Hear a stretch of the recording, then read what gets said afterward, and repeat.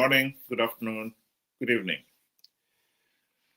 Zanu PF Unfaced by Chiwenga.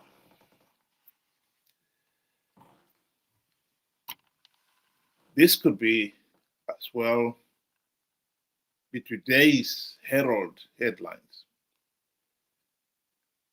But in reality, it was the headlines in the Herald on Wednesday, the 15th of November, 2017.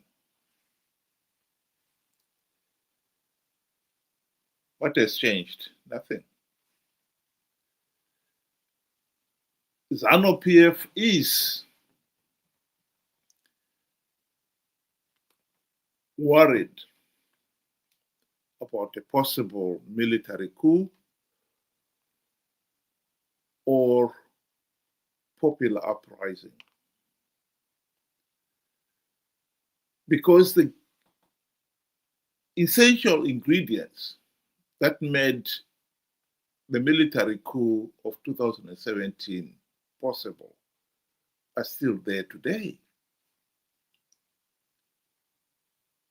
Run up to the military coup in 2017, Mugabe had been warned several times that the economic situation in the country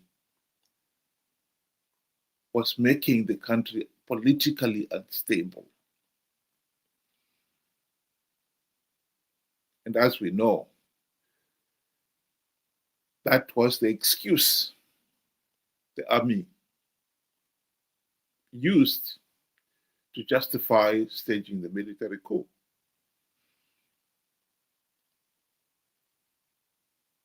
We are still in the same problem today.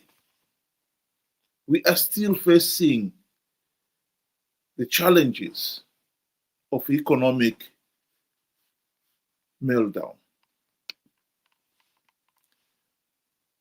Zanu PF can try all they want and pretend that the country is growing and thriving. And indeed, this whole point of Agenda 2030 is premised on the assumption that Mnangagwa is delivering Vision 2030, in which the country will see economic fortunes will be turned from the poor nation that we are today to become an upper middle income nation. The GDP per capita today is at 2,000 US dollars, and we are being promised that it will be increased threefold, at least threefold, in the next 5 years to make us an upper middle income nation, the Vision 2030. And yet the evidence on the ground is speaking of something totally different. The economic meltdown is in overdrive. Corruption has never been so rampant. The other day, there was an article saying only 1% of the revenue from the country's mining activities is actually going to government. It's being collected as tax for the benefit of all. The other 99% is going to the pockets of the ruling elite and their cronies. This is what has made Zanu PF, Mnangagwa in particular, filthy rich. And he has splashed that wealth in buying blind loyalty from those around him. The party is having its party conference And no doubt there will be a queue of vehicles with Mnangagwa's image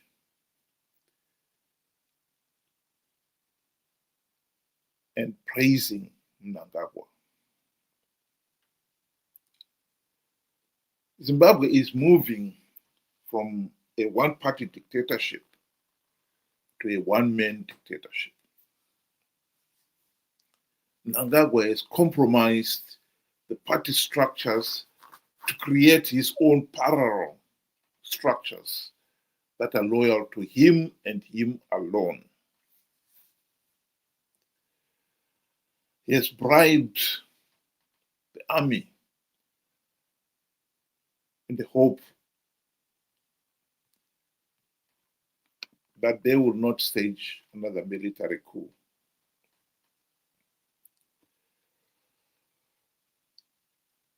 But the grounds for it are still there. When Blessed Geza called vision or this 2030 agenda bullshit, he was saying that something that millions of ordinary Zimbabweans knew was correct. They didn't have the guts to say it. But it ran in accord with millions. Not of only ordinary Zimbabwe, even those Zanu PF supporters. They know that this Vision 2030 is a mirage. So this threat of either the people going onto the street demanding change or the military coup is hanging over Mnangagwa like the sword. And he knows it, and he fears it.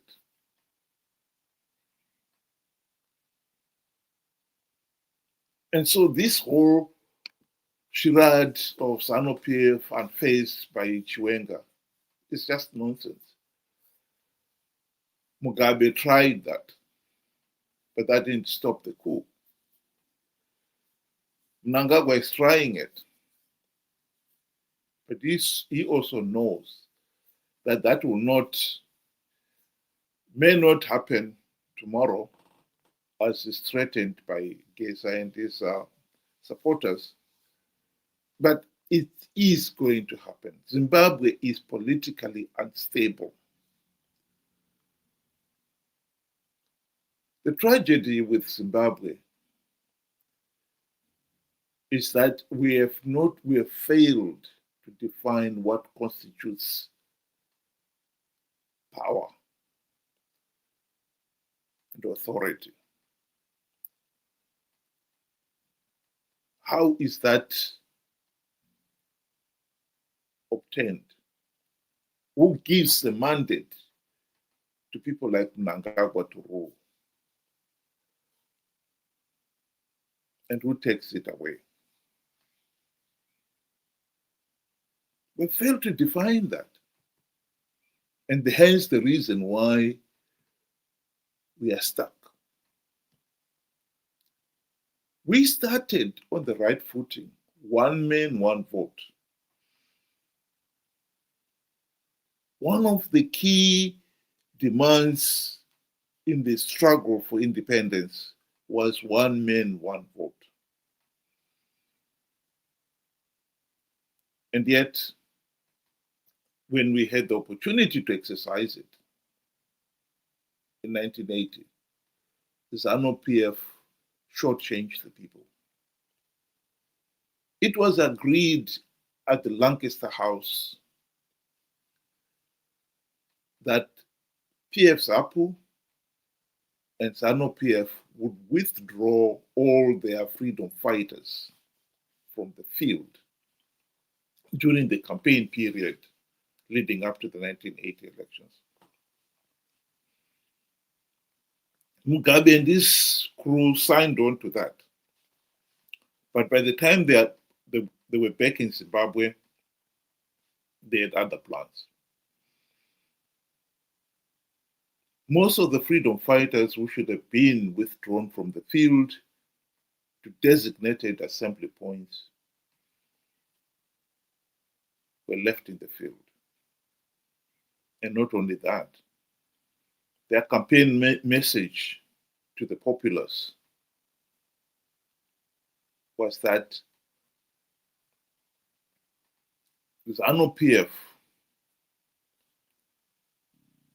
the Bush war would continue if Zanu PF does not win the elections. This wasn't an empty threat. Zanu PF had the manpower and the weapons to carry on the Bush war. The people knew that.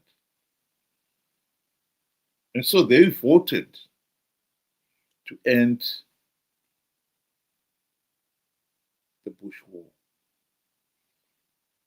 not knowing that with that single vote, they also lost their right to a meaningful say in the governance of the country. Until to this day,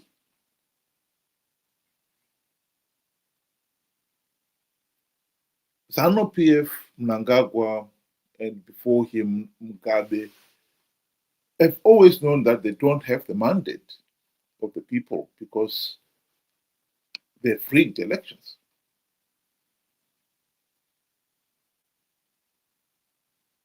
So when the army say the nation is becoming ungovernable, unstable because of the economic disturbances, when you do not have the mandate of the people, you have everything to fear. Mnangagwa, as much as he can claim that he has the mandate of the people, he knows that 2023 elections were not free, fair, and credible. He rigged those elections. He cannot deny it. He knows it.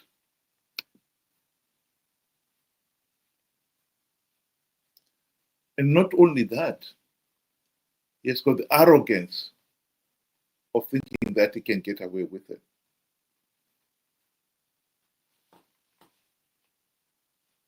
And when he has tried bribing all these other people to remain loyal to him, he cannot be certain that he can bribe the ordinary people too. And so the threat of political instability remains. Here is Mnangagwa insisting that he didn't care that even SADC and the AU condemned Zimbabwe's 2023 elections as flawed and illegal. Vana vakatuka Zanu PF kana ini ndonyanyisa kufara kuita zvakanaka. Ukavona vavengi vako vachikurumbidza nekuchikanganisa, ukavona vachiti Zanu PF yakaipa, farai. You are doing correct things for your country. Homu takaita maelections edu kune vamwe vaitaura zvisina musoro zvikanzi maelection anofamba zvakanaka ndezvavo.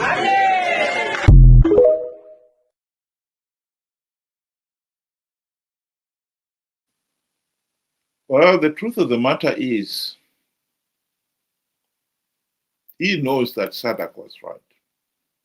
The AU were right in saying those elections were flawed. And the way the country is going right now, when you're looking at 99% of the country's mineral wealth is just going in the pockets of himself and his cronies. and hospitals are left without ambulances, medicine, schools have no books, teachers have not been paid, basic infrastructure is in varying stages of rot and decay. This political situation is, like it or not, doomed. Mnangagwa cannot hang on to power indefinitely.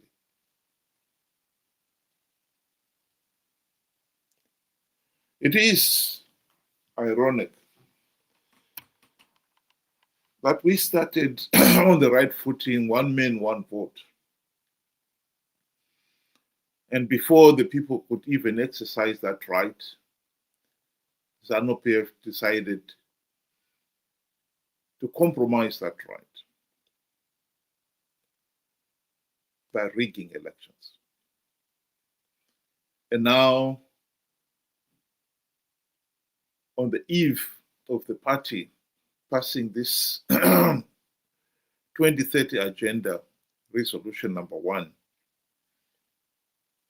we can honestly say that the party is now carrying out the final act in killing one man, one vote. Because Agenda 2030 will effectively deny the people even the right to participate in rigged elections. Agenda 2030 is going to authorize the regime to find ways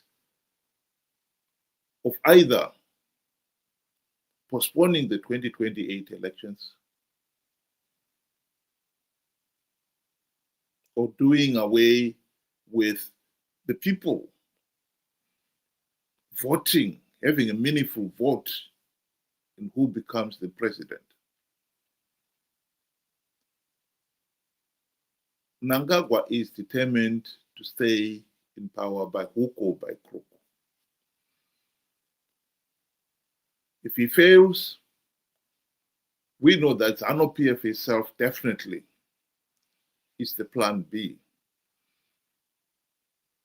Zanu PF will rig the elections to stay in power no matter what. And for that, they are prepared to deliver the final blow to one man, one vote, deny Zimbabweans the right to even participate in rigged elections. We've come this far.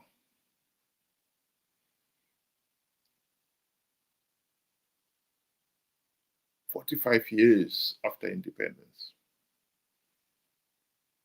Instead of resolving this fundamental issue of we must give every Zimbabwean a meaningful say in the governance of the country. This is what we fought for. This is what many people died for, one man, one vote. And now we find ourselves in a situation where we may just as well be under a white regime. We have no vote. Even the right to participate in rigged elections, we are losing it. We are having to fight for that right from scratch.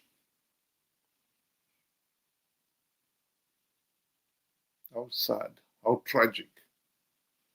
We should be looking at discussing other economic challenges, how to revive the economy, how to give our people a better life. And yet, we are being forced to fight back for the same thing that we were fighting, that our grandfathers were fighting for. the right to a meaningful say in the governance of the country. Until we resolve this issue of restoring the right of every Zimbabwean to a meaningful vote, a meaningful say in the governance of the country, we will never address the economic issues. This is the tragedy of Zimbabwe. And we will never stop the threat of a military coup and or a civil unrest.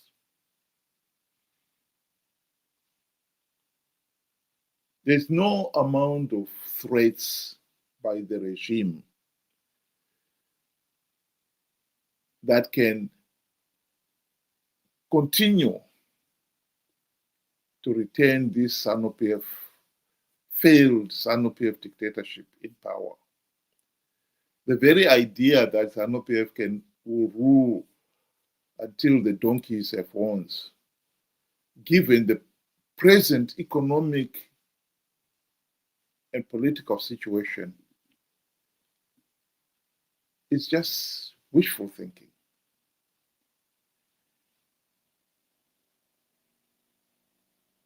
It's wishful thinking.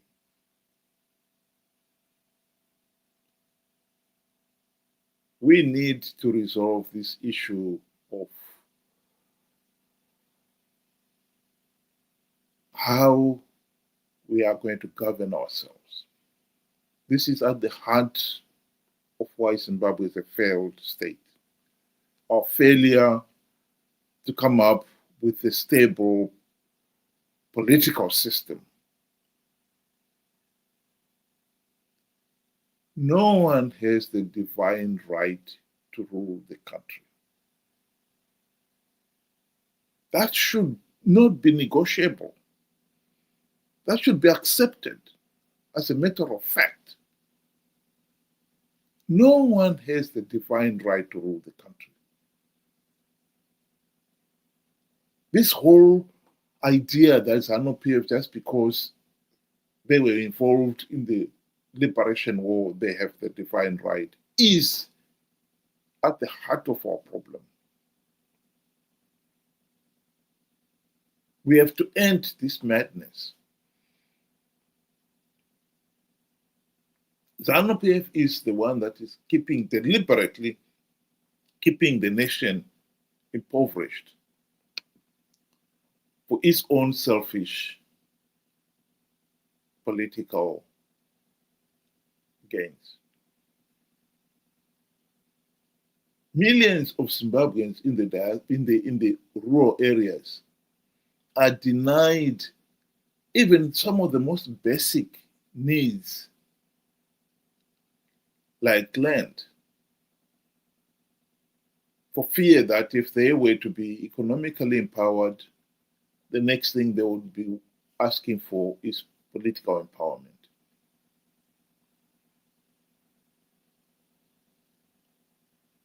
Millions of our people are no more than serfs,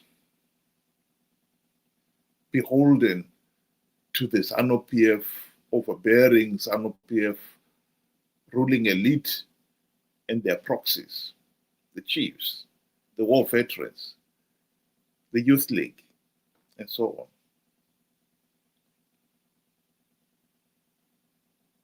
We need to address this madness. I'll leave the last word to Margaret Dongo, talking about why Zanu PF, why the people in the rural areas still continue to vote for Zanu PF. They have wrong priorities, especially the current government. How can you go and build an airport which services a few people, and the majority are the elite and the so-called investors? Look at the rural. I made you come to interview me because I wanted you to have the experience of the roads that we are using. If we go today to our hospital there, You feel pity with that's a hospital in a rural area. If we go to our clinic, you feel pity. We have no piped water here. Do you know the reason why the rural people vote for Zanu PF? One, they're intimidated. Two, the policy is that the rural people should remain poor and subservient to the government. They should remain poor, because if they remain poor, they continue singing the song for their master. This is why these people have been impoverished. It's for a reason. Because at the moment, if you economic empower these people, they'll go out of hand. Zanu PF will never have control over them.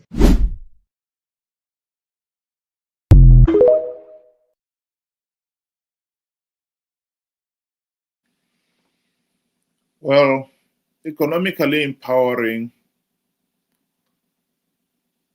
the people, or rather denying them economic power and political power, is no guarantee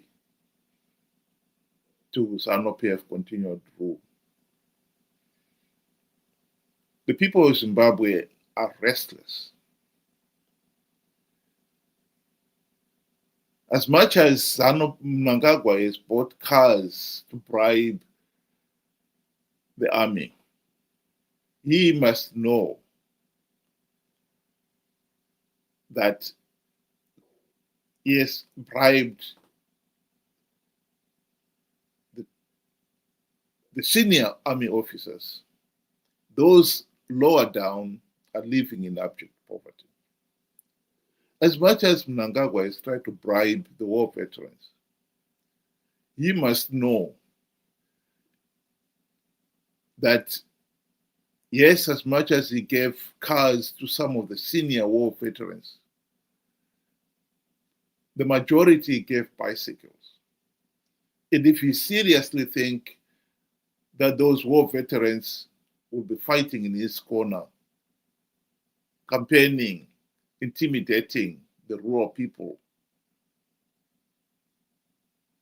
on their bicycles, then he's daydreaming.